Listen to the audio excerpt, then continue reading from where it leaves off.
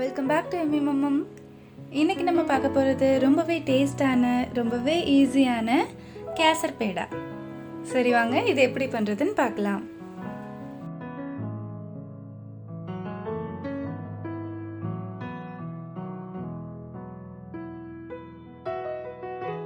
இதுக்கு ஒரு பாத்திரத்தை காய வச்சு அதில் ஒரு 2 ஸ்பூன் வெண்ணெய் எடுத்துக்கோங்க. அதாவது ஒரு 15 கிராம் வெண்ணெய் எடுத்துக்கோங்க. வெண்ணெய் நல்லா உருகினதுக்கப்புறம் 1 கப் போல் மில்க் பவுடர் இருக்கு இல்லையா, அதை சேர்த்து இந்த வெண்ணெயோட நல்லா மிக்ஸ் பண்ணி விடுங்க. வெண்ணெய் உருக ஆரம்பித்ததுக்கப்புறம் நம்ம ஸ்டவ்வை கொஞ்சம் லோ ஃப்ளேமில் வச்சுக்கலாம். ஏன்னா ரொம்ப கொதிக்கும் போது அந்த வெண்ணெயில் மாவை போட்டோன்னா டக்குன்னு தீஞ்ச மாதிரி ஆயிரும். அதனால நல்லா சிம்மில் வச்சுக்கோங்க. நல்லா வெண்ணெய் உருகினதுக்கப்புறம் இப்போது அதில் மில்க் பவுடர் போட்டு நல்லா நீங்கள் அந்த வெண்ணெயோட பவுடரை நல்லா மிக்ஸ் பண்ணிக்கோங்க. 1 கப் மில்க் பவுடருக்கு 1/2 கப் கண்டென்ஸ்டு மில்க் எடுத்துக்கோங்க. நல்லா மிக்ஸ் ஆனதுக்கப்புறம், அதாவது பவுடர் நல்லா வெண்ணெயில் மிக்ஸ் ஆனதுக்கப்புறம் அது கூட ஒரு 1/2 கப் கண்டென்ஸ்டு மில்க் எடுத்து இதையும் நம்ம அதை கூட நல்லா போட்டு மிக்ஸ் பண்ணிக்கலாம். நம்ம வெண்ணெய் ஊற்றிருக்கோங்கிறதுனால சட்டியில் ஒட்டாமல் உருண்டு ஓடிக்கிட்டே இருக்கும். ஸோ அதனால் நல்லா அமுக்கி நீங்கள் ஒன்று சேர கிளறி விட்டுக்கோங்க. கொஞ்ச நேரத்தில் நம்ம ஊற்றிருக்க வெண்ணெய் பிரிஞ்சு மேலே வரும். அந்த டைமில் நம்ம ஒரு 1/4 டீஸ்பூன் ஏலக்காய் தூள் ஆட் பண்ணி இதையும் அது கூட நல்லா சேர்த்து மிக்ஸ் பண்ணிக்கலாம்.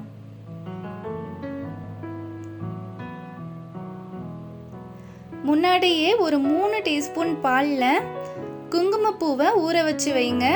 ஒரு 5-10 நிமிஷம் ஊற வச்சா போதும். அது நல்ல கலர் மாறி வந்துடும். இப்போ நம்ம இதை நல்லா மிக்ஸ் பண்ணிவிட்டு ஃபைனலாக நம்ம ஊற வச்சுருந்த குங்குமப்பூ பால் இருக்கு இல்லையா, அதையும் நம்ம ஆட் பண்ணி நல்லா மிக்ஸ் பண்ணி விட்டு கிளறிக்கலாம். கிளற ஃபஸ்ட்டு தண்ணியாகிற மாதிரி இருக்கும். தண்ணியாக கிடையாது, நம்மளுக்கு நல்லா ஒன்று சேர்ந்து வரும். ஒன்று சேர்ந்து எப்படி சொல்கிறது, ஒன்று சேர்ந்து கொலன்னு வரும். அதுக்கப்புறம் நல்ல ஒரு கெட்டி பதத்துக்கு வந்துடும்.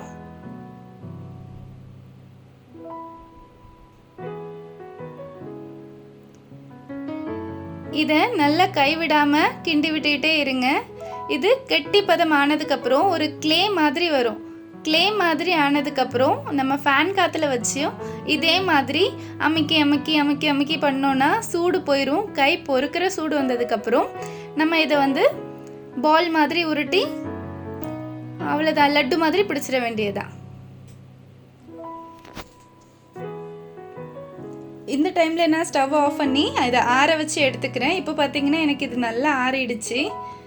இதை நான் உருண்டை பிடிக்க போகிறேன். நமக்கு ஏற்ற ஷேப்பில், நமக்கு விருப்பப்பட்ட ஷேப்பில் பிடிச்சிக்கலாம். ரொம்பவே சாஃப்டாக இருக்குது. நம்ம எந்த அளவுக்கு வெண்ணெய் கொஞ்சம் அதிகம் ஊற்றுறோமோ அந்த அளவுக்கு இது ரொம்ப சாஃப்டாக இருக்கும். நம்ம அதே மாதிரி நம்ம திரட்டும் போதும் கை ஃபுல்லாக எண்ணெய் இருக்கிற மாதிரி வெண்ணெய் வந்துடும். ஸோ நம்ம நல்லா திரட்டிட்டு நடுவில் ஒரு சின்ன குழி வச்சு பாதாம் உடச்சி வச்சுக்கோங்க. முழு பாதாம் வைக்க வேண்டாம், அதை 2ஆக உடச்சி வச்சுக்கோங்க. உடச்ச பாதாமை மேலே வச்சா அவ்வளோதான்.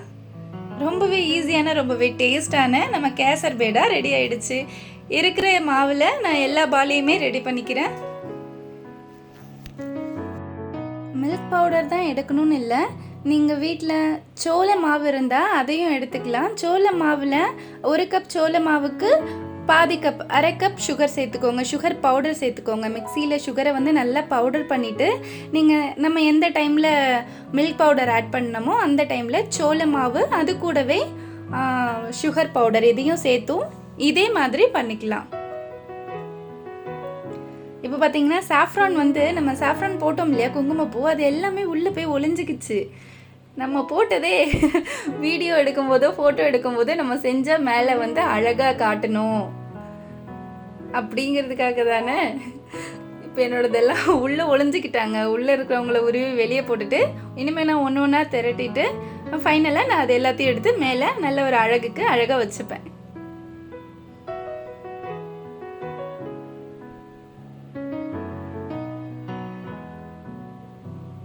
அவ்வளோதான், ரெடி ஆகிடுச்சு. நீங்களும் இதே மாதிரி எல்லாரும் வீட்டில் ட்ரை பண்ணி பார்த்துட்டு உங்களோட ஃபீட்பேக் எனக்கு கமெண்ட் பண்ணுங்கள். நம்ம சேனல் பிடிச்சிருக்கும் மறக்காமல் லைக் பண்ணுங்கள், ஷேர் பண்ணுங்கள், சப்ஸ்கிரைப் பண்ணுங்கள். தேங்க்யூ.